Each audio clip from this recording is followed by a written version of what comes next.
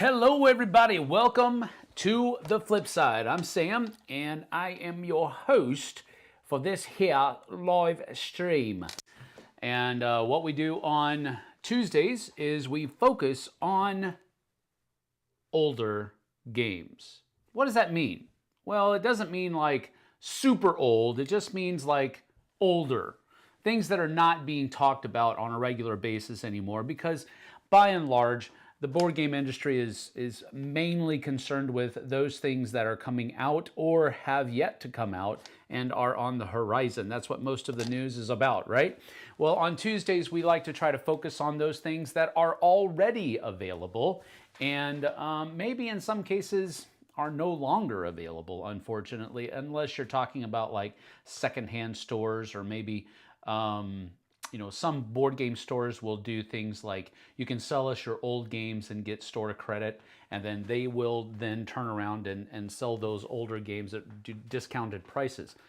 That's the kind of stuff that we're looking at here, so that if you see something that we cover on It Belongs in a Museum in a store on one of those secondhand shelves, you maybe have a better, more educated decision to make at that point.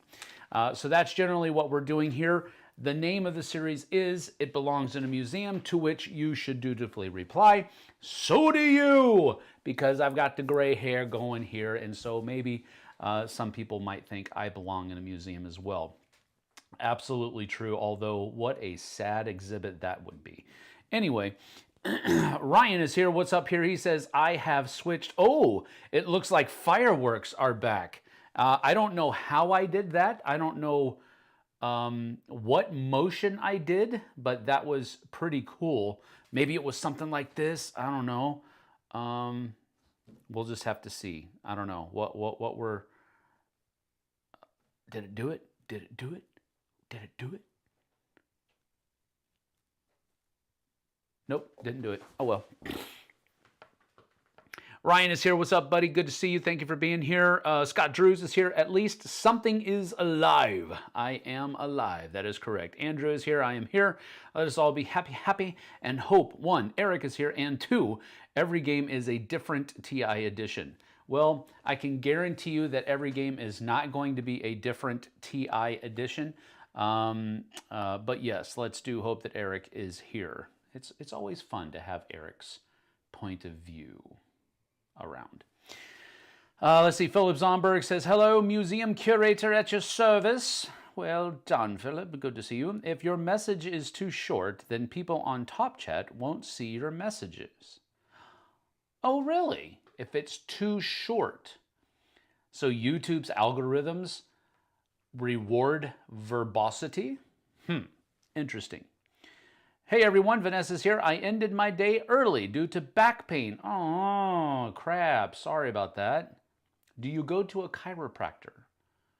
You know, a few years ago, I would not have thought twice about going to a chiropractor. Matter of fact, I was largely in the camp that believed that chiropractors might just be a bunch of quacks. But I have been going to a chiropractor now for the last 3 years, possibly 3.5-ish, and I come very close to swearing by them at this point. So at least mine. I can't speak for all chiropractors, but my chiropractor, Abundant Life Chiropractic here in Wenatchee, Dr. Jake Cracked, he is amazing. And he does very well to take care of his people, his patients, and so forth. So anyway, I'm sorry that your back is hurting. That is very, speaking from experience, I know how debilitating a bad back can be. So I'm sorry. Let's see. Monica Murphy is here. What's up, Monica? Good to see you. I feel your pain. I get to leave work early in an hour to go get a nerve blocker as a last-ditch try to avoid surgery. Dang. I'm sorry, y'all. Prayers up for you and Andrew Gunner, Vanessa and Andrew. Thank you for that, Ryan. Andrew, thank you so much. Those are always appreciated. Monty Morrison and good vibes. There you go. Thanks, Ryan. It happens sometimes. Good thing I'm getting a massage later today. Hopefully it's a deep tissue massage. Those are usually better than just your garden variety massages, but deep tissue massages are another thing when done in tandem with going to see a chiropractor. Chiropractor work and deep tissue massages are the bomb diggity as far as taking care of back pain is concerned. So hopefully you'll get that taken care of straight away. Eric is here. What's up? What's up? Yeah. Don't try to butter me up. I ain't buttering nothing, boy. Thanks for being here, though, bud. Fireworks are tied to you stroking your beard. Really? It didn't do it again, though. Maybe I don't know. I don't know what it does. You're just doing that to make me stroke my beard more. That's kind of gross. Anyway, we're going to continue. If Dr. Cracked is truly his name, he was born to be a chiropractor. It's actually Kragt, but he pronounces it cracked. So it sounds like cracked, but it's not. It's Kragt. Micah's here. What's up? What's up? Good to see you, Micah. Thanks for being here. My chiropractor, Vanessa, says it's awesome. I was just there on Friday, but all it takes is doing one thing that re-aggravates my back. Yep, understood. Sam locked me in his basement so I wouldn't win. That is not the case. I don't even have a basement. So there. I keep trying to get my doctor to just lop my arm off and give me a cyborg replacement, but they always say no. Yeah, my massage therapist is amazing. He only does deep tissue. There you go. That's what I guess. No, Micah, don't go over to the dog side. That's where Eric is. Don't join Eric. Let's see. All right, so what we do here on It Belongs in a Museum, technically Sam is in his basement. No, I'm not. I live in a split-level home. This is not a basement. And if you hear any muffling, it's definitely not Eric.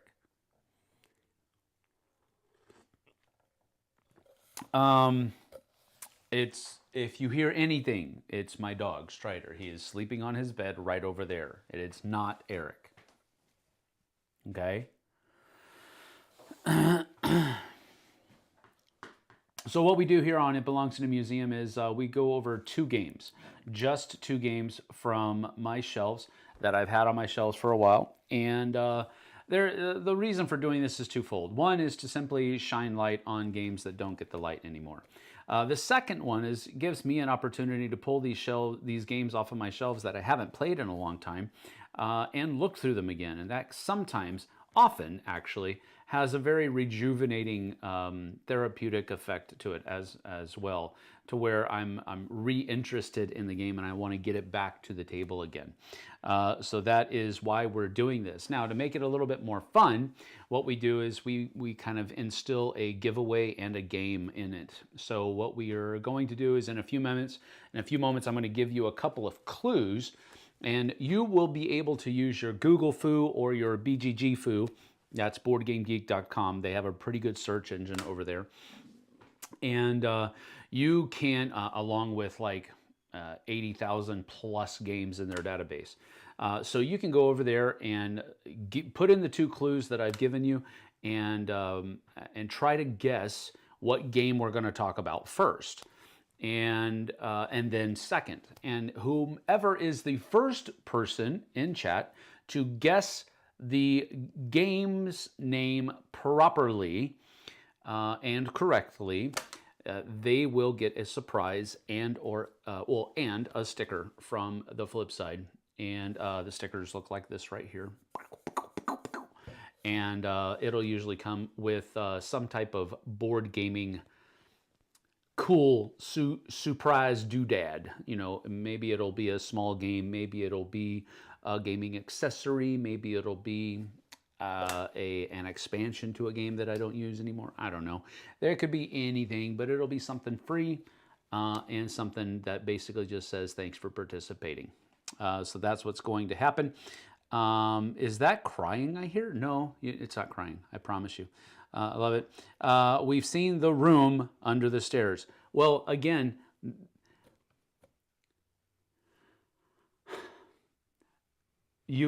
okay, yes, you may have. But Eric is not in there. He is elsewhere. Yeah. Let's see. Monica is gone. Actually, I have to head back to the shop now. Talk to y'all later. Okay. See you later, Vanessa. Hope you feel better. Basement denier. If half of your lower level is below ground, it's a basement. No, it is not. Basements. I'm gonna look it up because you people are being nice. Basement definition. The floor of a building which is crap, partly or entirely below ground level.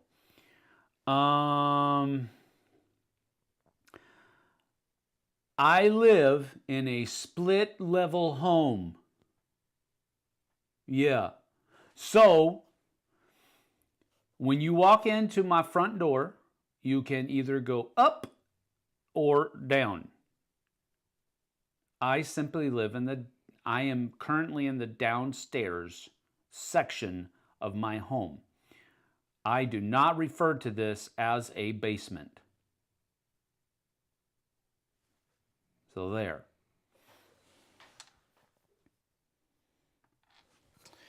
And so do you, Sebastian Moeller says. Thank you, sir. Appreciate that. Monica has to take off. I'm heading back to the grind as well. All right. See you later, Monica. Take care. Michael Joseph is here. So what we do here is talk about attics and basements, then occasionally games. Yeah, sometimes we will spend the lion's share of our time together this morning talking about board games. So just be patient, my lad. I spit on myself. Why did I do that? That's gross. And Sam needs as much therapy as possible. This is true. Eric, what do you think this is? This is self-induced therapy. Let's see here. Speak up now if you've never won before. That's correct. Speak up now if you've never won before, because what people who have won in the past, what they have the ability to do is they can give their reward, their winning, today to somebody else who has not yet won in chat. So raise your hand, digitally speaking, if you have never won a surprise package from the Flipside right here. I've already got a prize, says Monica. Oh, and I won stickers with a game win, so I get pulled back. I can get pulled back out, LOL. Free dirty laundry. He sends just a rule book with a coffee stain. That's possible. Help me, please. Shut up, Eric. I'm just kidding. All right. I'm dying. Proven wrong live on stream. Yes, that is correct. If the downstairs part of your home has a door leading to the outside, it's a daylight basement. Well, the downstairs section of my home leads to the garage, which has a huge opening to outside. So, but I don't call it a basement. That's so contrary to what makes me feel comfortable. As the walrus says, call the police. Michael Joseph says he has never won. Dustin Webb, good afternoon, everyone. Sebastian Moeller, never won. Luck and love instead. Ken Albert says, I've never won. I usually can't catch this live. Eric says, after last week, my finger is raised. Guess which one? Oh my gosh. I should have known when you said finger. I should have known. All right. It's not my fault you skipped. I mean, that's what happens when you skip class sometimes, right? You miss out on stuff. So, hey, whose fault? It's not mine. I think it is yours. Pinky, yes. Drinking coffee like a king, indeed. 1979. No, 2025. Fur Missile. Black Rifle Coffee Company. That's what I'm drinking today. It's really good. It's probably my favorite. I've got that and Tactus Squatch up in the cupboard. So, good stuff. I can't breathe. Pause a bit, please. Okay.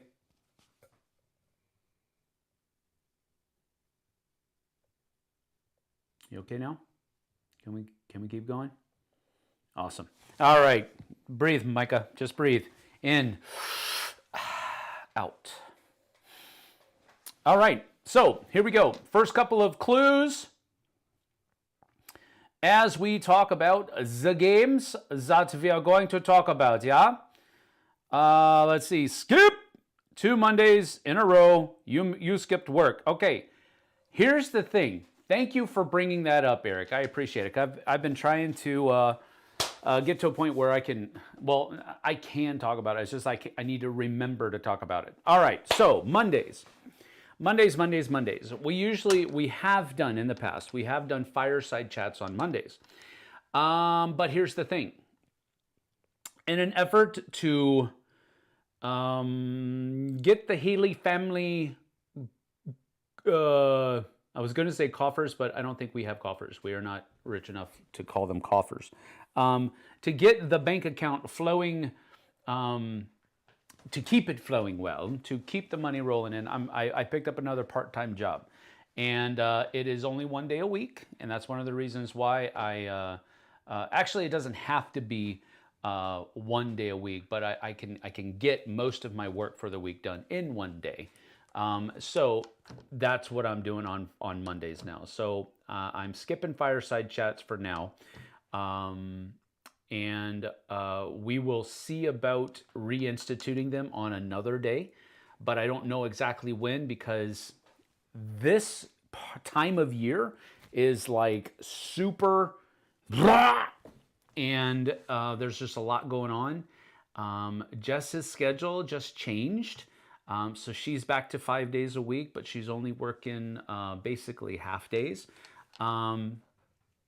So that's going to possibly give us some more flexibility. But we've got one kid that is jumping through a crap ton of hoops right now to get ready to go to college in the fall.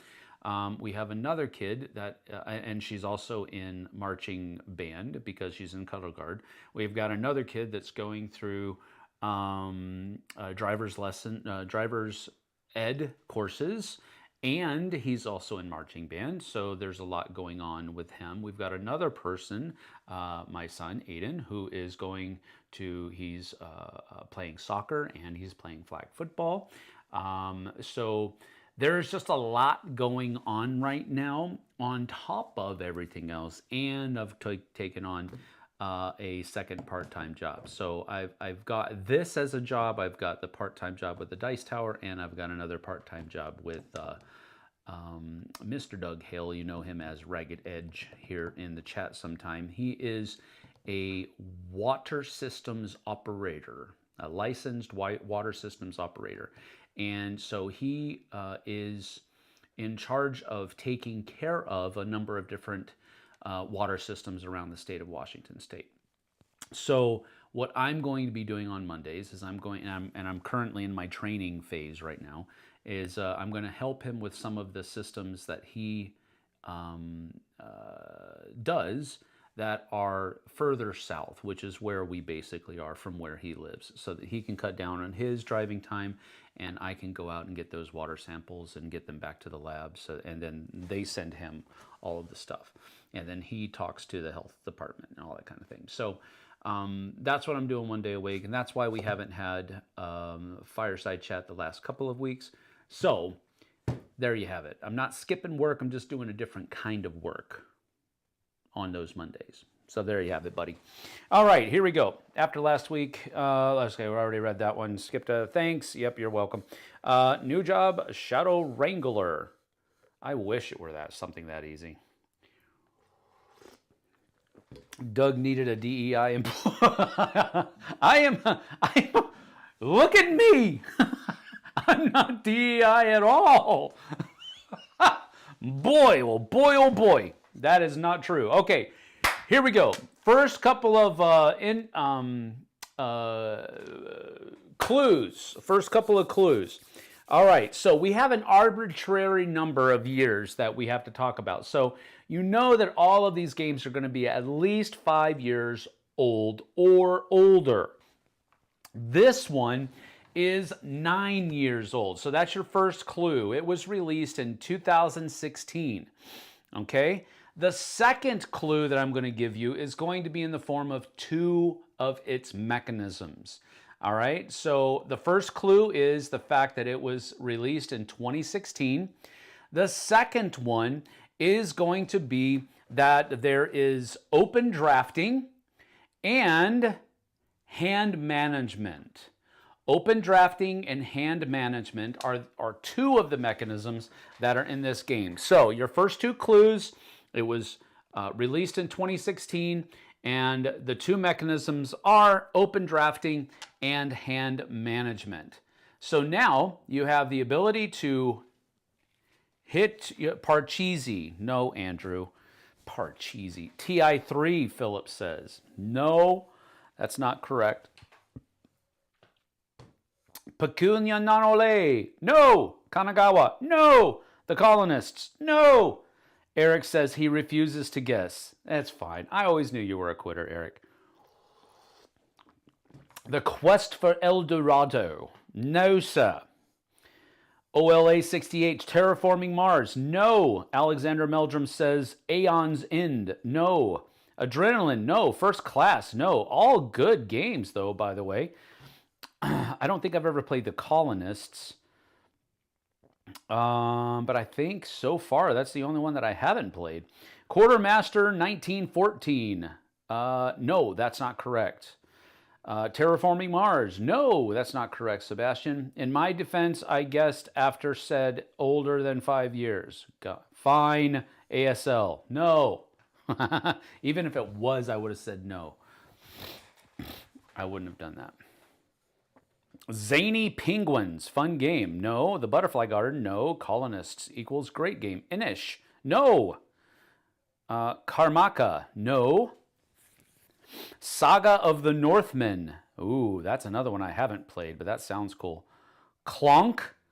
I'm supposing you meant Clank, although Clonk sounds interesting. Star Realms. No, sir. Thank you for guessing, Chris. Luke says Project Mars. No. 51st State. Alexander. No. You guys are probably going to guess every game that came out in 2016 except the one that we're talking about. I'm getting Inish tomorrow. It's a great game, Andrew. Well done. Oh, Role Player. I'd love to play that game. Nope. That's not one of the ones. Adapt. A-D-A-P-T. Nope, that's not it. Somebody already guessed Kanagawa, and I told them no. No Time for Heroes. No. Tides of Madness. Ooh, that's a good game, but no. Not correct. All right, couple more. Oh! See, I was about to give a couple more clues. And then Ryan shows up and knocks it out of the freaking park again. Ryan seems to do this a lot, people. Crown Imara, the Crown of Imara, thank you. Emporion, no. Temp Worker Assassins, wow, that's a dark place. Dales of Merchants 2, no. The Great Dragon Race, no. Look, people, you can stop guessing, at least for this one. Ryan has one. He was the first person to guess correctly that we're going to talk about Ticket to Ride, Rails, and Sails. Now, a couple of reasons why. I hand my prize off to Michael Joseph. All right. Well, Michael Joseph, thank you, Ryan, first of all, for your generosity. Second of all, Michael Joseph, you need to send me an email at flipsideobg@gmail.com, and I just typed it into the chat for you. So, Michael Joseph, you have been chosen by Ryan to win. I would have never got this otherwise. All right. Well, just above your post there is my email address. Send me an email with your shipping information, and we'll get you something in the mail here in a couple of days. Actually, it's probably going to be tomorrow, because tomorrow I'm going to be doing everything from the last two. I am super behind on sending out these surprises, and I am tired of being behind. So I am going to rectify this tomorrow, and we'll get everything out from today and 2 weeks ago tomorrow. Ticket to Ride Purium 4. Not really.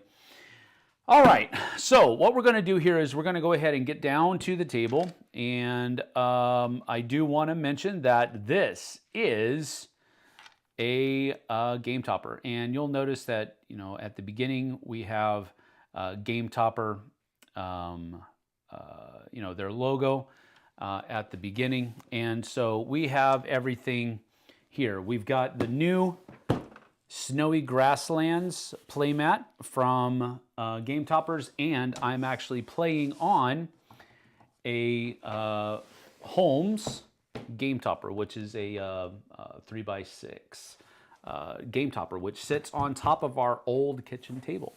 So anyway, we are going to talk about Ticket to Ride rails and sails. Now, this is probably, out of all of the popularity and all of the goodness that Ticket to Ride, Alan Moon, and Days of Wonder have brought us, this is probably one of the outliers. This is probably one of the, you know, one of the ones that you probably haven't heard of that much, because it wasn't very well received, at least generally speaking.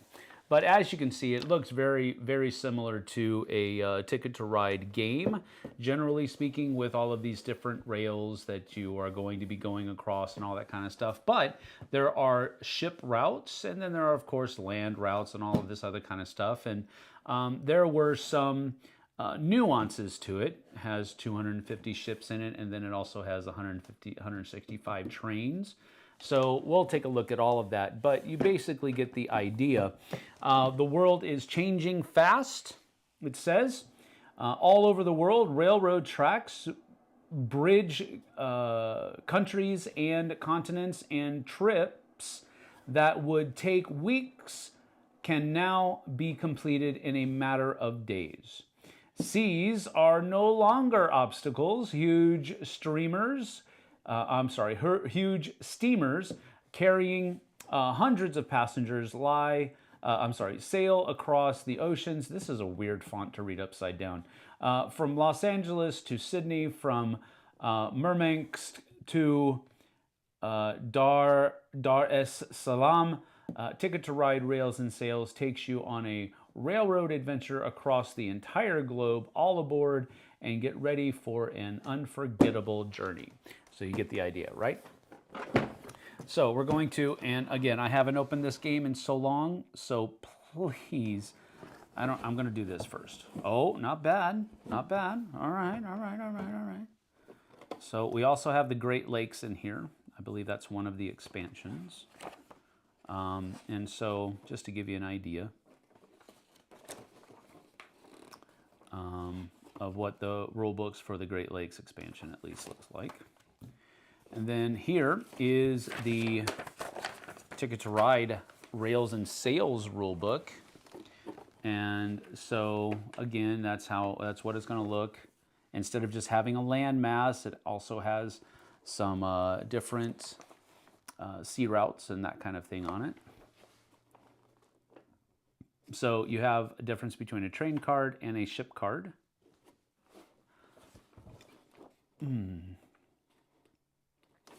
And so you kind of get the idea, right? I believe you can actually see there's 60 ship cards, and then there are double ship cards, then there are train cards, And it looks like, if I can remember correctly, yeah, it is split apart. So you've got your regular train cards in one deck, and you choose which one you're going to do. And then you also have your ship deck, which is what you can choose from as well. And there's only 3 of each in those 2 decks. But anyway, that's that. Days of Wonder was usually been pretty good about their inserts.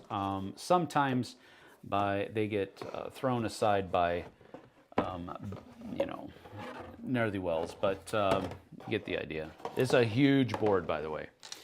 All right, so here is the Great Lakes side of the map, but looks pretty cool though. Michigan right there in the middle. See the little mitt. So this is the Great Lakes side of the board. And then if you turn it over, you also have the world side of the board as well. And let me see if I can, there we go. That's better. But it kind of gives you the idea, right? So any of the spots that have the square, like what you're used to, that's going to take a train. If it has this oval shape, it's going to take a ship. So you can have from Marseille over to Athena, or I guess that's Athens, yeah. So anyway, you can do the ship route here, or you can do this train route and that train route. So you can still go without using ships. So there's that, but you kind of get the idea. And then you have the regular scoring right down here as well. So I believe this is one link for trains. And then these are how many points you score for the trains, and then these are how much you score for the actual ships. I think that's what it is. Or maybe not. I think this is just, and this is the victory point, this is the link, how many links you have. So this is the same as a regular Ticket to Ride, but slightly different with the totals that are there. 3, 4, 7, because they go all the way up to 15, 18, and 21. Wow. But anyway, kind of get the idea, right? Goodness gracious. All right, huge board. In addition to the huge board, you have train cards. But you'll notice that, you know, they all have, you know, different designs on them, as they usually do. I like the wilds in this one though, because it can be a ship or a train.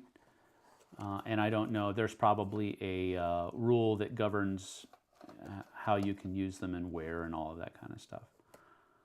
So that's pretty interesting.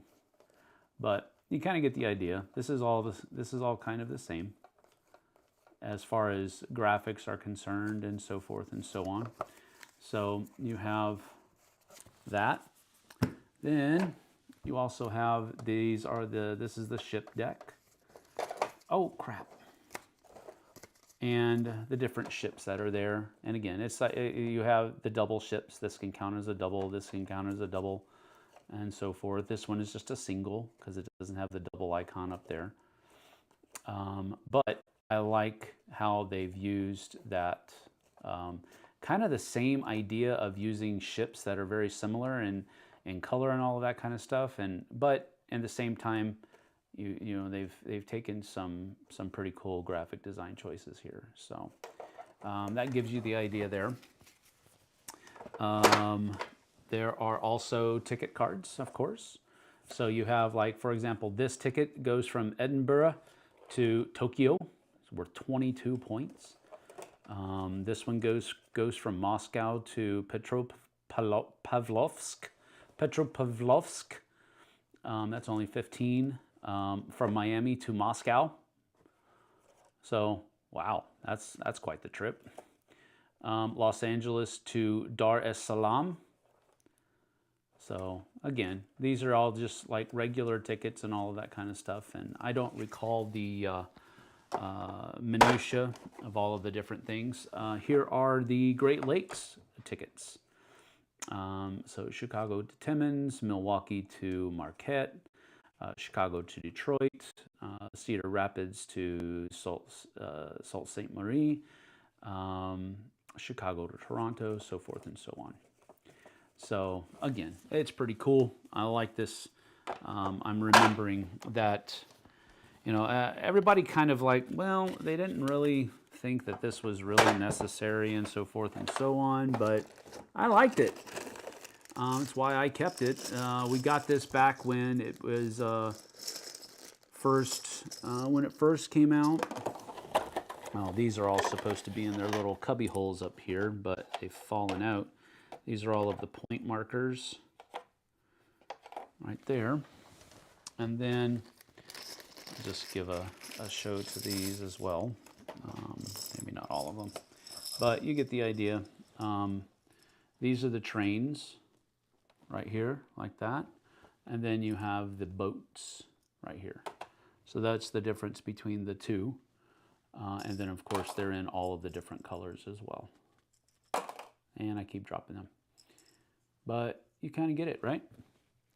So I think it's cool. I think they're cool little pieces, and I think they're neat. And, you know, for the life of me, I can't really figure out, I can't remember, definitely. But I never could really figure out why people didn't like this. Maybe it was too grand of a scope or something like that. I have no idea. But it just did not take off with many people like the other Ticket to Rides did. But you have your trains and your boats all in this. Oh, I forgot. There's also like stations and stuff where you can have like docks and whatnot. Let me see. Let me see if I find one. Yeah. So you have these little things in here as well. And I think these can be like hubs or something to that effect. It looks like it might be a church or something. I can't remember what these are. And it's probably so small on there that you can't really see it anyway. But let's see. Where is drawing tickets? Harbors. Yeah, they're harbors. So each color has 4 train cards and 4 ship cards with a harbor symbol, which is the anchor symbol. As you can see right here, the anchor symbols. And so they can be built only in port cities using, which are blue with a player cannot build a harbor in a port city unless he has at least one claimed route of either type into that city. So you can build there, and so at the end of the game, a player gains points for each of his harbors as follows: 20 points if he has 1 completed ticket into it, 30 points if he has 2, 40 points if he has 3 or more. So it's just another way for you to score points, but everybody has their own harbors as well. I thought that was an interesting thing too, now that I've reminded of it. But I really did enjoy this game. I didn't think there was anything wrong with it, that's for sure. But I guess it just wasn't what people were looking for at the time. But now I want to get this back to the table. And again, that's one of the other purposes for going about doing these things, is so that, oh, that's what those are for. Okay, so these were, I think I probably had the boats and the trains set apart at some point. So anyway, that is Ticket to Ride Rails and Sails. Oh, crud. I forgot one of the things. Forgot one of the boats. Can't lose the boats. But that is that. Rails and Sails, Ticket to Ride Rails and Sails. And it also has on the other side the Great Lakes. So that is that. And yep, I've got it on correctly. So that is the first game that we are talking about. Let's see here. Athena. Yeah, I know. That was hard. Thanks, Ryan. You made my day. TtR is fun, but play one, played them all. Maybe. Maybe. I mean, there are slight differences to each of the different things that come out, each of the different maps. For example, I've played. We're in the middle of playing with Doug and Emily. We're in the middle of playing the Ticket to Ride Legacy, Legends of the West, or something like that. I can't remember the name of it, but you're correct. The basic mechanism is still the same. You're trying to connect routes. You're trying to finish tickets and all of this other kind of stuff, but there's a lot of other things going on in Legends of the West. And with these different things, like Europe, I think brings in the aspect of doing tunnels. Germany and what was it called? Markland have the idea of actually dropping off passengers at different spots and taking up tokens for different kinds of points. So there's a lot of different things that go on.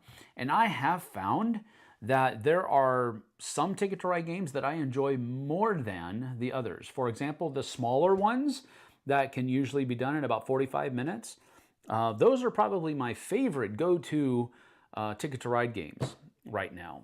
And each of the games that you play in the Legacy take about an hour. So it's like maybe an hour and a half. But it's just one of those things, because I've talked to people that played the bigger versions of Ticket to Ride, and they've said, we enjoy the game, but man, it can take so long sometimes. And I'm like, I get that. And that's why I kind of started pushing the smaller city versions of Ticket to Ride. And I've found that there's a lot of design space inside the Ticket to Ride model. Now, is it going to feel entirely different? No, it's not. But different maps, different configurations of routes, different tiny rules that get added into one and removed from another, even so far as to how valuable wilds are, the locomotives. There's a lot of nuances there, and they've come up with a pretty cool system to provide for a lot of room for nuances, and I think they're cool. Whoa, message retracted, message retracted. What is going on over here? Let's see. I've been wondering the same. What is it that makes them so popular that people play mini versions of Ticket to Rides? Well, I think a lot of this, it's no different than games that have multiple standalone expansions or maps. Like Ticket to Ride has a lot of map sets that simply provide you with different configurations of routes and small, tiny rule changes and that kind of stuff that just, you like the game, and it gives you several variations to play the game within. And I think that's really what it boils down to. And it doesn't hurt that Ticket to Ride has become somewhat of a modern classic, a staple, right alongside Catan. That doesn't hurt at all. Anchor symbol, pirate attack. Oh noes! It is 98% the same game. I get it. I absolutely get it. But, the same thing could be said of Champions of Midgard with the expansions, and I don't think I would ever play without the expansions. Unless somebody really, really needed to play just the core game to get started. I would absolutely just teach Valhalla and the Dark Mountains expansions of Champions at the very beginning, because it doesn't add a whole lot, but it definitely feels like with those two expansions, it's complete. So, I take that same mentality when I'm looking at Ticket to Ride. Yes, it's 98% the same, but in some cases, that extra 2% might make the difference between me wanting to play it again and me never wanting to play the game again. It just depends. Corey Tugay, what's up, Corey? How you doing? Good to see you. Thank you for being here. Stefan is here. Good evening. Good evening to you. Luke Shiras says, Ticket to Ride Europe is my wife's favorite game. Between her and her best friend, I never stand a chance, so I've lost interest. Otherwise, a great game. Understood. Sorry about that. Let's see here. I retracted my message for grammatical error. I always enjoy my Ticket to Ride plays, but always forget about it when picking what to play. That's one of the things. Broken Beard is here. What's up, Broken Beard? Do you think the Legacy game would be a good definitive version instead of getting a plethora of smaller Ticket to Ride games? Well, the only problem per se that I have with the Ticket to Ride Legacy is that once you're done playing it, you're done playing it. Now, I think you can probably use the board as a Ticket to Ride board going after that, but the cool factor of it has now been lost. But, and again, I don't own Ticket to Ride Legacy. Doug would be a much better person to answer that question because I think he's bought 3 copies of the Legacy game, and he's played it with 3 different groups of people.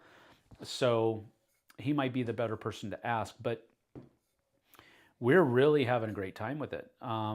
Usually about once a month after the Steamers West, they come down for Steamers West game night, and then they stay over the next Saturday, and if we don't have anything going on, they come over and play games. And usually if nobody else is over playing games with them, we just sit down and play the Ticket to Ride Legacy game. And we're just enjoying it. We're having a great time. It's got all of the trappings of, well, I say trappings, I don't really mean it in a negative way. It's got all of the things that you would expect. People can block your route, sometimes very much nonchalantly and unknowingly. And so you have to find a way around, or you have to find a way to make up for the points that you're going to lose by not being able to get that ticket. But one of the coolest things about the game that they've instituted is there is a piggyback card that you can use on your turn, which basically allows you to play where somebody else has already played that you crucially need that link for. So there's that piggyback card, but it's a one-time use per game. And so I thought that was that's ingenious. I mean, it literally is ingenious. I think it would be something that I don't know that I would instill it in every single game, like, give them an extra piece and this represents your piggyback, and once you've used it, you can't use it for the rest of the game, but you have one piggyback that you can play that will help you finish it, whatever. I think that would be a cool way to spruce up any game of Ticket to Ride. So to answer your question, Broken Beard, is it a good definitive version? I don't know. Although I will say that I think all of the mechanisms that they've used up until the point that it was created are utilized within the game, along with others that are pretty stinking cool. So the thing with it, though, is that you kind of need to play with the same people. It's not one that you can just pick it up and, I mean, I guess you could, but I don't think it would be as good. You need to play it with the same people. That's the only thing that would be kind of wonky about it. So because of that, I don't think it's a good definitive version of the game, but it does use many of the mechanisms, if not all, that are used in all the other Ticket to Ride games, just at different points throughout the game. I feel lots of train games are all fairly similar. I played Iron Dragon, and you wonder if lots of train games are inspired by that game. Yeah, that could be. I took some of my message off because my drunken fingers kept writing some nonsense. That's amazing. Svartson is here. What's up? What's up? Hey, Sam, I'm late to the party again. No worries. Has the Final Frontier situation been brought up? It has not, but that's a super unfortunate thing. I really liked a lot of the games that Final Frontier came out with, and to hear that they're closing their doors is a really sad thing. I have not read the entirety of the message that they've sent out to everyone, so that's all I really want to say about it. It seems like they're taking a lot of flack right now for pushing some of the blame off onto other companies, and I don't know any of the particulars there, so I don't want to get into that, but it's really sad that we've seen a good game company fall by the wayside at this point, at least, I think. I don't know. But not necessarily the stream for that. Yeah, it's okay. It's you can bring up whatever you want. It's not a big deal. But that's all I'll say about it for right now. Have to bail so someone else will have to guess the most obscure games from the museum. Yeah, that's probably what's going to happen, Luke. I've heard that Age of Steam is basically Ticket to Ride. Yeah, you could, I mean, there's some truth to what Alexander said. Many train games feel very similar, but not all of them are about just connecting routes. A lot of them are about stocks, you know, having stocks in the different rail companies that are in the game, and building those stocks out that you own, those companies out that you own stocks of. And that's how you're scoring points. It's more of an economic game set upon the backdrop of the train industry. So it just depends. It just depends. All right, let's go ahead and get to our second game that we're going to talk about today. This one hails from the year. This one hails from the year 2005. This is a 20-year-old game.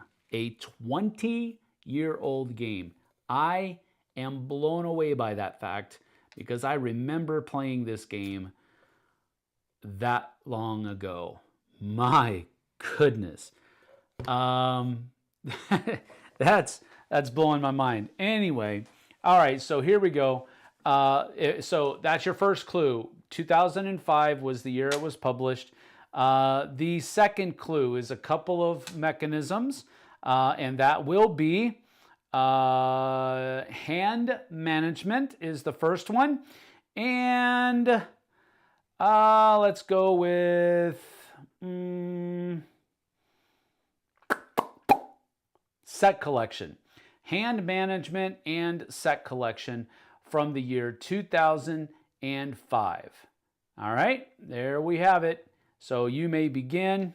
I was just being a turd. I've played Age of Steam and it was a beast. You're just being a troll and you had to call yourselves out for it. That's funny. All right, Bushman says, oh no, AOS is a lot more complicated. That is true. Eric says, Azul, no. Sebastian Moeller says, Glory to Rome. No, I do not own that grail of a game. And apparently it's very expensive now to get a hold of that. Jeff C. says Shadows over Camelot. Scott Drew says Arkham Horror, Sleeping Queens, ASL. Advanced Squad Leader, that's what ASL stands for. And no, that is not correct. Ricket to Ride Europe, Alexander says. Tower of Babel. Ryan, Sebastian Moeller, TI3. No, that's not correct. Phase 10. No, absolutely not. Louis the 14th. No. Mission Red Planet. No. I'll go ahead and stop right here. Somebody's already said the correct answer.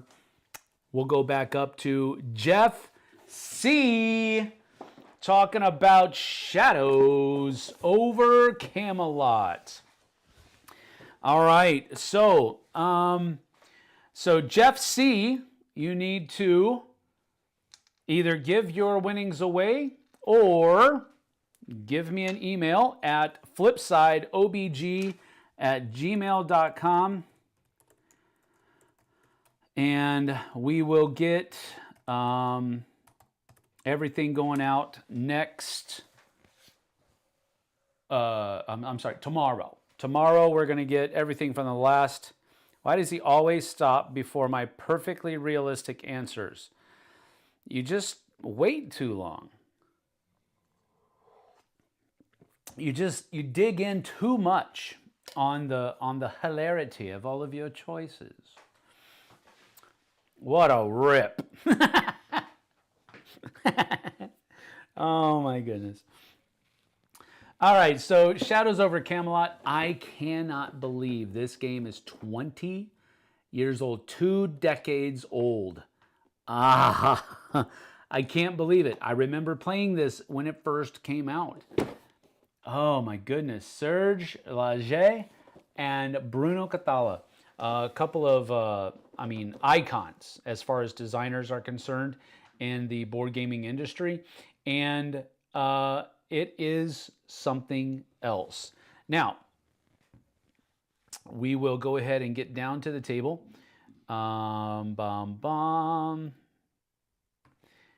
There we go. We'll get down to the table, and here we have Shadows over Camelot. Now, you'll also notice that Days of Wonder produced both of these games, and they are an entirely awesome company. So kudos to them. An unladen swallow flies across the gray skies of Brittany. The forces of evil are gathering around Camelot. The Black Knight was sighted atop a desolate ridge. A scheming Morgan plots her revenge. Saxon troops are on the move, and acres of timber are being felled for the siege engines. Lancelot has all but vanished. Excalibur is still to be recovered, and the Holy Grail remains just a legend. These are troubling times indeed. Will you, young squire, come forth and pledge allegiance to your fellow knights at the Round Table? Is your heart pure of intent and ready to sacrifice for the good of all? Or will the dark promise of powers seduce you into treason? That's just cool. Anyway, so what you're basically going to be is you're going to be one of the Knights of the Round Table, and you're going to be sent out on different quests to fight the Saxons, or to fight the Picts, or to protect Camelot, putting out siege engines, or what kind of thing there. And you can also go fight the dragon. You can also go to try to find Excalibur, and so forth and so on. So now again, I have not opened this box in quite some time, so I apologize if its contents are quite messy. All right, so here we have the rule book, and just gives you a good idea of all of the stuff that comes inside the game. You have a bunch of these different boards. You have all of these different pieces. 12 siege engines. You have Lancelot's armor, the Holy Grail, and Excalibur. And then you have 4 Pict warriors, 4 Saxon warriors, and then you have these different knights that are down there. Arthur, Gawain, Galahad, Kay, Palamedes,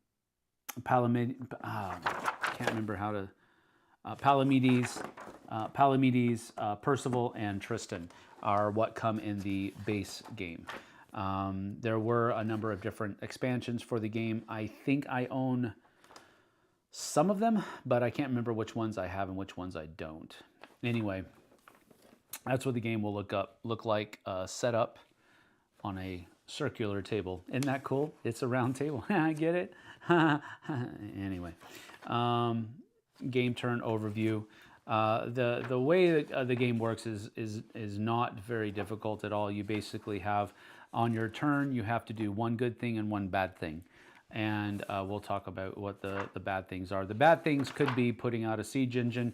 The bad thing could be just turning over a darkness card. Good things can be playing cards into these different quests in order to, like, if you get Grail cards all the way over to the other side, then you will have found the Holy Grail, and the Holy Grail has a special power that you can use throughout the course of the game. If you defeat all of the Picts and Saxons, then you'll get a special reward, that kind of stuff. I don't remember a lot of the minutia, but you get the idea. The Book of the Quests is basically what gives you the ability to understand how all of the different quests work. And so you have like the Tournament of Kings, the Tournament Against the Black Knight, which is right here. And then you have the quest for Lancelot's, you have to go find Lancelot. Quest for the Dragon, which is on the other side of Lancelot. So once you find Lancelot's armor, then you're able to flip that over, and you have to go fight the dragon as well. You can find the quest for Excalibur by playing cards to move Excalibur over to the near shores, not the far shores. Then you also have the quest for the Holy Grail, where if you place Grail cards on this all the way over to the other side, you'll find it. And then you also have fighting the Picts and the Saxons, and then your defense of Camelot. So it's pretty stinking cool. This is the appendix, and it's also Merlin's company. That's the expansion, which makes the game much harder. So whether or not you want to get that, if you have the opportunity, that's up to you. Here are all of the different things that are in the game. You have now, I do have, I believe, 2 sets of these because, maybe not 2, I can't remember. No, it just has different, each one has 2 different colors. I'm sorry, each color has 2 knights that you can play, and basically it's just different abilities that you'll be able to use in the game. So King Arthur, I believe King Arthur has the ability to, once per turn, yeah, right here. Once per turn, you may exchange 1 white card face down with another knight of your choice. So if you have somebody that's over there fighting the Excalibur, you can slip him some cards that he can use to do that, so he doesn't have to necessarily use his own. So you have Sir Palamedes and Sir Lamorak. So again, they're both going to use the same miniature, but there's 2 different abilities that's there. Sir Kay and Sir Owain, again, just same color, same knight that you would use, but you have 2 different abilities. Sir Tristan and Sir Gareth, and then you have Sir Galahad and Sir Gaheris. Again, I'm reading upside down, I'm sorry. You have Sir Percival and Sir Geraint. Then you have Sir Bedivere, and you have Sir Caradoc. Then you have Sir Gawain and Sir Bors. So there's a lot of different choices you can make there. Here is the quest for the Holy Grail board that is going to be set up, and it's basically, you know, just a puzzle piece. You put it together like this. And so once you have got the Holy Grail, you start over here and go this way. And if you accomplish this, you're going to be able to put 3 swords around Camelot, the round table. We'll talk about that in a minute. You get 7 cards to disperse between the people who are here helping you find the Holy Grail, and the number of people that can be there doing the Holy Grail are the number of circles that are down here. And you also, everybody that would be here helping gets +1 on their hit point die. So if Grail cards are ever put this way, the dark Grail cards that look like this, then you will have lost the Grail forever. 3 black swords are laid onto the round table, and then everybody that's here, when that happens, has to lose 1 hit point. So that's basically that. Once you have completed the Grail, or once you have lost the Grail, one of the 2, every desolation card that comes up from then on, you add a siege engine to the field in front of Camelot. So that's the Holy Grail one. Excalibur looks like this right here. And so Excalibur basically is going to start out here in the middle of the lake, and you have to go and play cards. Basically, you're just discarding cards face down. This is one of the places where the traitor, this is a semi-cooperative game, this is one of the places where the traitor will go often because they can get rid of cards face down, so nobody can see what you're getting rid of, and you can get rid of a lot of really good cards by going here, so you can really hurt everybody else and help yourself by coming over here and trying to get Excalibur over here quickly. When you do that, you get to add 2 white swords to the table. You get 7 white cards to disperse between the people that are here. Everybody here gets 1 point, and you get Excalibur. Once you have either won or lost Excalibur, this will flip over, and every Excalibur card that comes out here adds a siege engine. This is the dragon side of the board, but you start with the Black Knight, and only one person can go here at a time. And they basically, in order to defeat the Black Knight, they have to basically get rid of a full house. You have to discard 3 of the same card over here and discard 2 of the same over here. Once you've done that, again, you can only do that, I believe it's 1 card at a time. But once you've done that, then you'll get 1 sword added, a white sword, 4 cards, plus 1 health, and then you also get Lancelot's armor, which gives you a special ability here. If you ever lose this, then you have to add a black sword and you get -1 health. But once you have won or lost, it turns over to the fighting the dragon, and this one is basically 3 sets of 3 of a kind, and so forth. Then you have the actual board. You have the actual board. And this is what it looks like. So here you have Camelot, which is where all of the knights start based upon your color. This is where you're going to be adding those white or black swords. And that's also how you can tell whether or not the game is going to, first of all, if it's going to be over. Once the last sword is added here, the game's over. And then whomever, whichever one has the most, whether they are white swords or black swords, that's who wins the game. Loyal knights will win if there are more white swords than black swords. The traitor will win if there are more black swords than white swords, so forth and so on.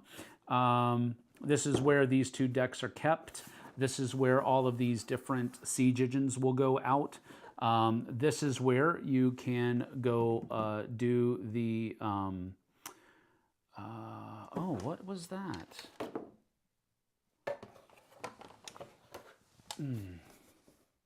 Oh, this is fighting Lancelot. This is like, getting Lancelot to come help you. That's what this is. It's not the Black Knight. This is the tournament of the Black Knight, but very similar. Both of these can only have 1 person there. I'm sorry, messed up there a little bit. But this is the tournament of the Black Knight. This one can continue to be won or lost. Whenever you win it, this is the reward that you get. Whenever you lose, this is the reward that you get. So basically, Black Knight cards will show up here. Once it is full, then the person who is here will lose a life, and then they have to add a dark sword to the thing. Over here, to fight the Picts, you have to get a 1, a 2, a 3, a 4, and a 5, and they have to be put out in that order. Whenever you win, whenever you are able to do that, you'll defeat these people, and they'll come off the board, and you'll add a sword. You get 4 cards, and it's +1 health. Over here, though, if you lose it, and you lose by, once there are 1, 2, 3, 4 Picts out here, that's if you don't have this filled up by then, you will lose it. 1 sword gets added. Anybody that's over here fighting, 1, 2, 3, 4, 5, 6, 7, all of these here. That's how many spaces, how many people can go. Everybody will lose a health, and then you add 2 siege engines out here. That's another way that the game can end, is if you have all of these siege engine places filled up. So that's pretty interesting. Saxons work very similar to the Picts, and that's how that goes. But a lot of this stuff that I have in here may not be like these are very much core game. As far as here are the different swords that you use. They're just pretty much light-sided on one side and then dark-sided on the other. So if it says that you add a white sword, you just take a sword like this and you lay it up face up, or a dark sword, you set it up face up there. So that's what the different swords look like. The different siege engines that are here, and I haven't had these, I haven't painted them, I haven't had them painted or anything like that. But that's what the different siege engines look like. And then you have the Saxons right here, and then you have Picts right here. So there's 4 of these guys and there's 4 of these guys. So that's what those are like. I do have a couple of things in here that are just kind of neat things that some people made for me way back when. Like, for example, I've got this little thing here which basically just holds all of the swords for you so that it can, you know, it's kind of like a weapons cache that you would find in like Skyrim or something like that. But it basically just holds all of the swords here so that when you add a sword, you just take it out and add it to the thing. So it's definitely not needed, but I thought it was an interesting little thing that they had. They also made some just rudimentary card holders for me to hold the decks whenever that happens. So that's something that I've kept around for a while. Here is the Holy Grail. And let's see, where is... I don't know where everything is. Ah, there's Excalibur. And here is Lancelot's armor. Just like that. So those are the three things there. I also have painted versions, and I can't remember who painted these. I think I may have way back in the day. But anyway, we have King Arthur. And then we have Gawain. Oops. The Blue Knight. Yeah, this is definitely not me because I would have not tried to do the eyeballs. And I definitely would not have tried to do the eyeballs. So this is not me painting. It might be Rob Warren. Matter of fact, this one I did paint, I think. And this one somebody else painted. So I think maybe Rob Warren has painted these. Maybe it was Vernon. I can't remember. It was probably one of those two though. But anyway, this one I know I did. I know I did this one. I can tell, I think. But anyway, I don't know why I have two Arthurs. So anyway, I've got all these guys out here. But they're all pretty prominently. Looks like I maybe started that one and I just didn't finish it. Interesting. Yeah, it looks like I did. Maybe. I don't know. But I've got enough to play. Everybody has their own color. Yeah. Anyway. Oh, and there's Merlin. Bink. He's a nasty little fella, let me tell you. Nasty, nasty, nasty. But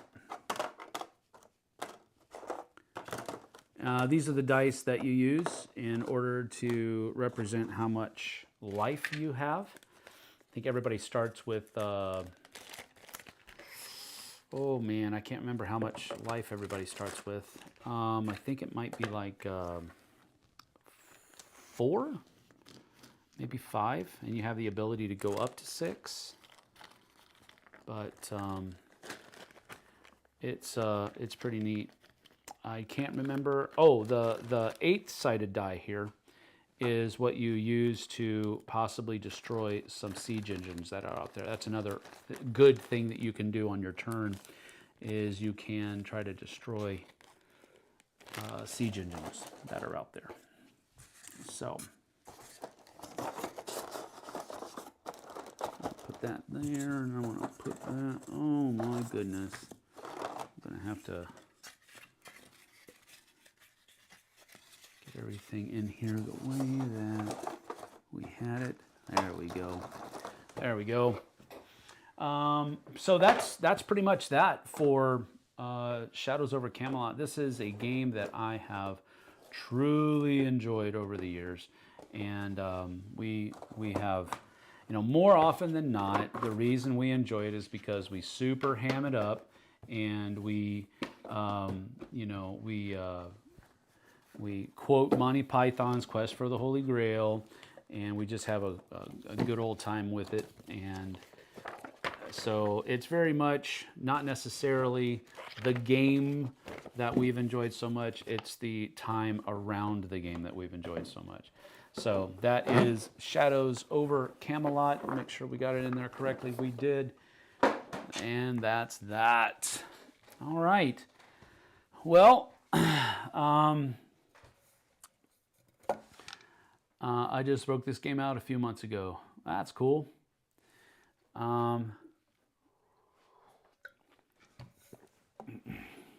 Once I wish they would do a Monty Python retheme. Siege Engine is large wooden rabbit badger. Merlin is Tim. That would be funny. Let's see here. It's actually just a beacon, which I only just remembered happens to be grail shaped. What about Circadian? I don't know. In all my plays, I've never seen the Grail quest completed. I think I've seen it once or twice, but you're right. It's hard. It's hard. And the reason why it's hard, I think, is because it, when a new Grail card, you know, a Desolation card comes out, and the two have already met, it replaces. And I think you have to play a Grail card to get rid of a Desolation card, and then play another Grail card later after that. So it's much harder to battle against the Grail than it is for the Grail to just kind of go all the way over. But yeah, you're right. I don't think I've, it's been maybe once or twice in all of the games that we've played that I've seen the Grail actually be found. Now, Excalibur, on the other hand, is super easy, which is one of the reasons why that's a place where people can go, because they can get rid of some good cards. If you're the trader, you can get rid of some good cards pretty fast. You'd think after 20 years, this could be seeing a reprint. I know that Merlin's company is worth it.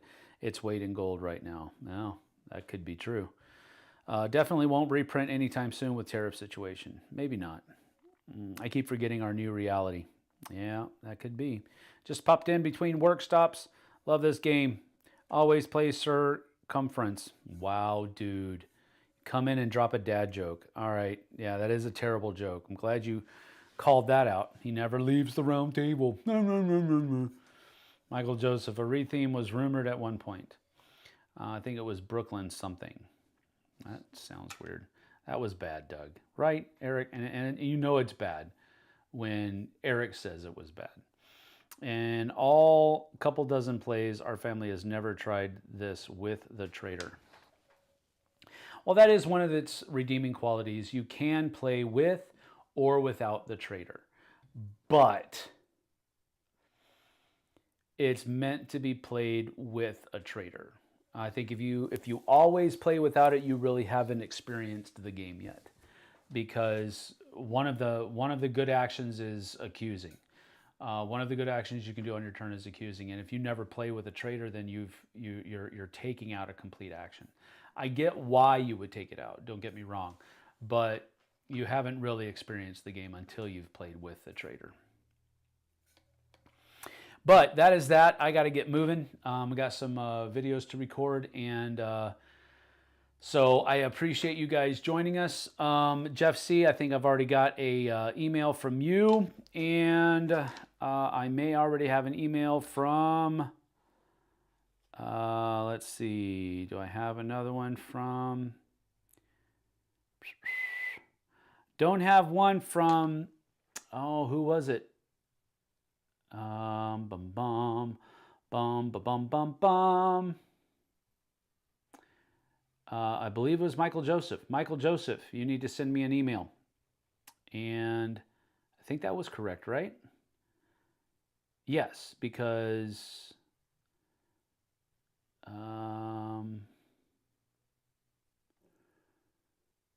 rejected my message. I'm just going back. I want to make sure. Yep. That's exactly it. Michael Joseph, you need to send me an email as well, flipsideobg@gmail.com, and we'll get those in the mail to you tomorrow. Thanks for joining us. We'll see you guys and gals on the flip side. Take care.